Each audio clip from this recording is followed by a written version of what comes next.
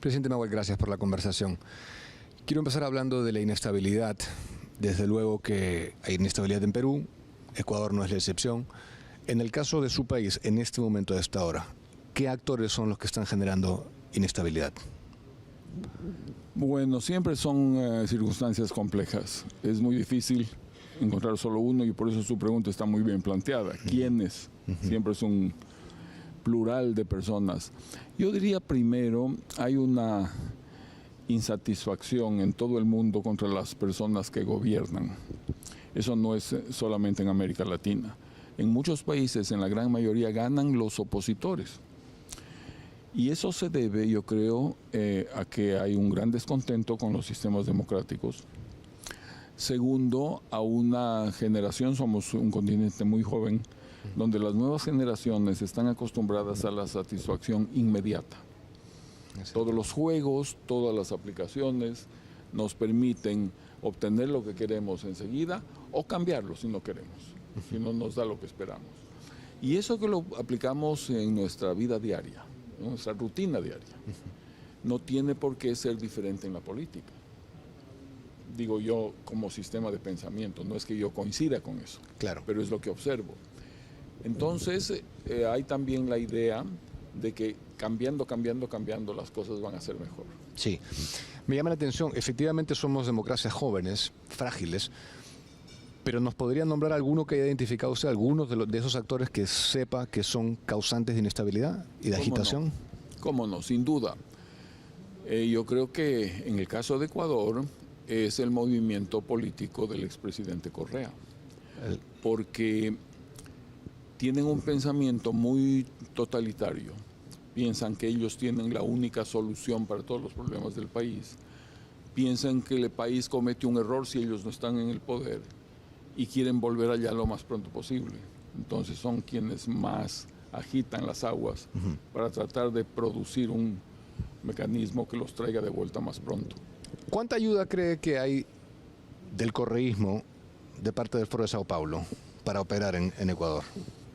Yo creo que hay dos o tres cosas que son indiscutibles. Primero, están muy bien organizados. ¿El correísmo o el foro? El foro. El foro en general, los movimientos que se autodenominan del siglo XXI en América Latina operan en todos los países, operan muy coordinados, operan con financiamiento internacional, con tácticas de comportamiento internacional, con normas de cómo hacer las cosas internacionales, con un apoyo mutuo fácilmente encontrable y visible. Entonces, yo no puedo establecer de manera concretísima cómo, pero sin duda esto forma parte de una manera de moverse. Sí. Ahora, el pasado 17 de mayo, como usted recuerda, el presidente Lasso utilizó la figura de la muerte cruzada, se autodisolvió y disolvió el Congreso en medio de un juicio político que enfrentaba. ¿Está usted de acuerdo con esa decisión? Estoy de acuerdo porque es una decisión constitucional. La avala la decisión. Claro, una cosa es que sea constitucional, otra cosa es que sea conveniente. Entonces, primero, en la Constitución ecuatoriana, lo que hizo el presidente Lasso es algo que estaba contemplado. Diferente al caso de Perú, porque muchas veces me han hecho esta pregunta a nivel internacional. ¿Por lo del 7 de diciembre? Sí, No, eso fue un golpe de Estado, sin más. Eso fue diferente. Sí. Entonces, es constitucional. Segundo, alguien intentó cuestionar la constitucionalidad de la medida, pero más bien de inmediato los partidos empezaron a poner candidatos y a prepararse para la campaña y hoy estamos ya en ese proceso. Sí. Ahora, desde el punto de vista de un país, cuando se recurre a ese mecanismo, sin duda se pone una elección anticipada, típica de regímenes parlamentarios, no de regímenes presidencialistas como los nuestros. En el caso del Ecuador, esa figura es híbrida. Tiene un procedimiento mezclado con el otro.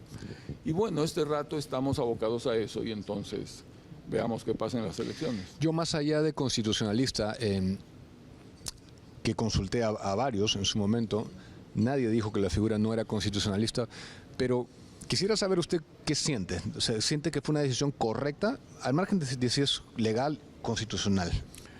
Yo quiero invitar a todo el mundo a que traten de ponerse en los zapatos de un presidente de la República.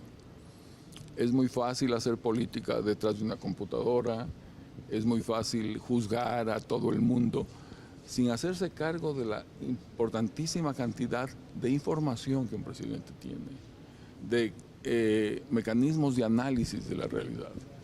Entonces, cuando una persona analiza, piensa, medita y toma una decisión, yo de entrada respeto eso. Ok. De los 8 binomios, 8 candidaturas que a hoy conocemos, ¿quién quisiera que gane? No creo que me corresponda a mí decirlo. No se aventura a decir a nadie. Sí tengo una persona que preferiría que gane, por supuesto, pero no quiero entrar en el debate político. Creo que más bien como expresidente no me corresponde eso. Pero hasta ahora las encuestas las lidera Villavicencio, digamos, indiscutiblemente. A ver, las encuestas las lidera una candidata puesta por el presidente Correa. Ella está primera en las encuestas y hay un grupo de candidatos que pelean el segundo lugar.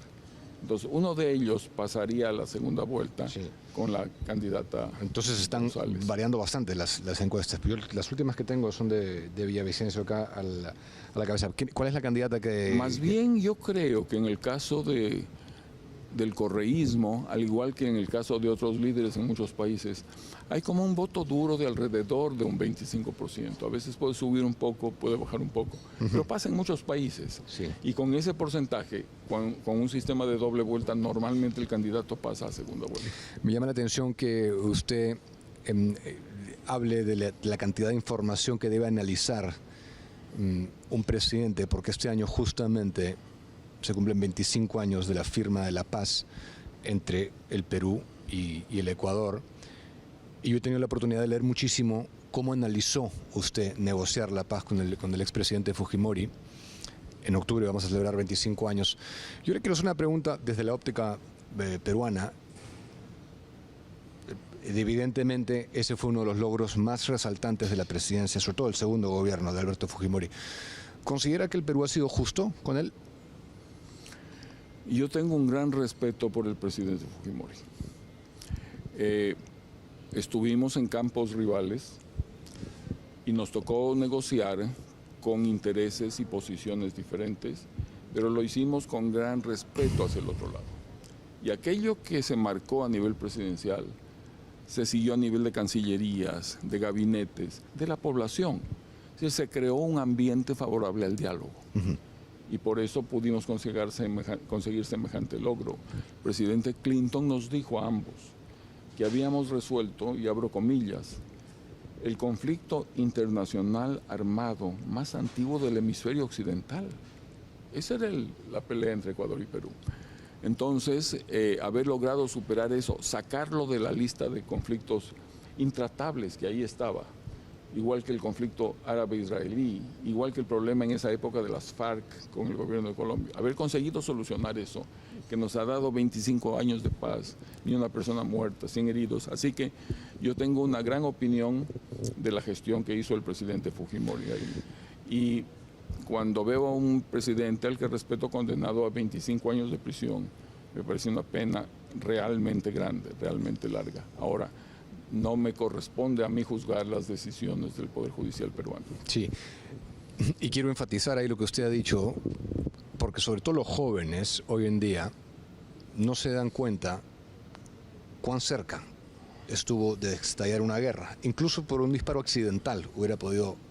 Entonces eran horas de una tensión enorme, tanto de su presidencia como de la nuestra, y desde luego que los que lo vivimos tenemos muy presente el logro enorme que fue firmar la paz.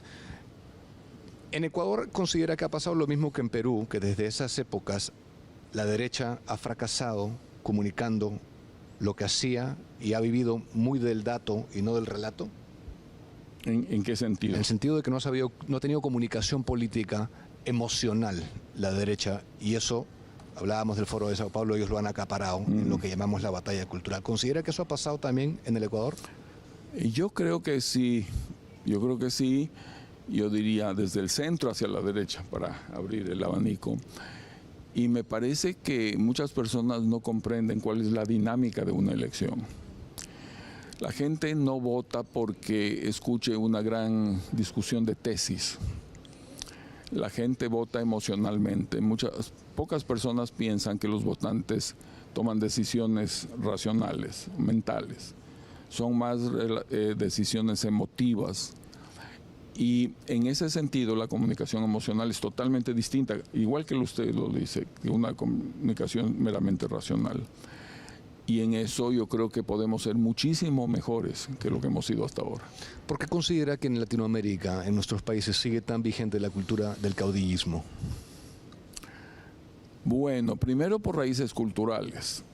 Al fin y al cabo, el tema no es solamente desde la conquista o desde la colonia. Si analizamos la forma en que las nacionalidades indígenas se gobernaban, eran con un rey, con un inca en el caso de los incas. Es decir, la autoridad de la figura suprema era indiscutible y era el centro de toda autoridad. Eso no tiene relación con muchos de los gobiernos a los cuales tratamos de emular ahora, con separación de poderes, etcétera, etcétera. Entonces, hay toda una raíz cultural con la cual hay que trabajar muchísimo para que vaya cambiando hacia métodos mucho más modernos. Eso primero. Segundo, porque los caudillos se han convertido tradicionalmente en sistemas clientelares, en donde la gente que necesita servicios los recibe si está adherida a esta figura central que tiene el poder en sus manos. Entonces, de alguna manera, la satisfacción de sus necesidades depende de que se alinee con esa figura del caudillo. Hay el caldo de cultivo, hay la raíz cultural, y de pronto aparecen los iluminados que creen que ellos van a arreglar el mundo. Entonces, sumado todo eso, es muy difícil combatirlo. Y última pregunta, presidente. Los sectores democráticos, llámense, usted ha hablado del centro a la derecha, un totalitarismo en el caso que regrese el correísmo al poder. Bueno, primero yo creo que ha habido un gran trabajo de difusión de las desventajas de un régimen totalitario. Son varios años en que en el Ecuador se ha debatido esto, y si bien hay una base, yo diría, muy dura de 25-30% en favor de ese tipo de gobierno, también es verdad que hay un altísimo rechazo, que a veces llega pues 50-60%. Entonces hay una base dura y hay una base muy dura también en contra. Yo creo que eso se debe a una difusión, a una discusión democrática amplia de los pros y contras de lo que ha ocurrido antes. Segundo, estamos cayendo en uno de los errores, que es fraccionarnos tanto, dividir tanto el voto, que tenemos este rato alcaldes en ciudades importantes como Quito, Guayaquil, elegidos con un porcentaje muy pequeño de votos, porque para alcaldes no hay segunda vuelta. Entonces el que sale primero gana la elección. Tenemos alcaldes con menos del 30% de la votación. Imagínense, ¿cómo gobierno si el 70% de la votación estuvo a favor de otro o de otra? Entonces, ese es un defecto que no se ha corregido. ¿Ese bloque de 50-60% de oposición se oponen a qué? ¿Al totalitarismo? En el caso de Correa, sí. A que hubiera la instalación de un régimen totalitario. Es decir, vamos a ir a segunda vuelta y hay como dos grandes metas, dependiendo de quién hablamos. Para el correísmo, yo creo que pasar a la segunda vuelta es un objetivo relativamente fácil de alcanzar. Ganar la segunda vuelta es un tema bastante difícil de alcanzar. En el caso de los otros candidatos que compiten, pasar a la segunda vuelta es difícil. Sí. Alguien pasará primero de ese grupo.